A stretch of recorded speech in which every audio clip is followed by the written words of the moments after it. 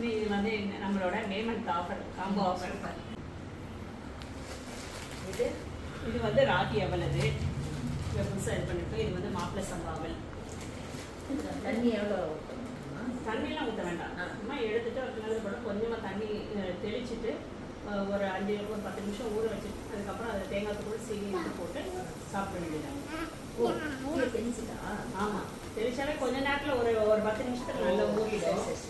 இல்லை நீங்கள் அப்படி கழுவுனாலும் நீங்கள் கழுவிட்டு நல்லா சல்லடையில் போட்டுட்டிங்கன்னா அது ஒரு 10 நிமிஷத்துக்கு நல்லா ஊறிடும். பார்த்தேன், இந்த வீடியோவில் பார்த்தேன். தேங்க்யூ. இது கூட வந்து இந்த பாட்டில் வந்து ஃப்ரீயாக கொடுக்குறோம். குட்டி இங்கே பார்க்குறேன். 1600 மேலே ஆர்டர் பண்ணுறவங்களுக்கு இந்த பாத்திரம் வந்து கொடுக்குறோம். 2100 மேலே ஆர்டர் பண்ணுறவங்களுக்கு இந்த இட்லி பாத்திரம் நல்லா வீட்டில் இருக்கும். இருக்குன்னா சரி சரி.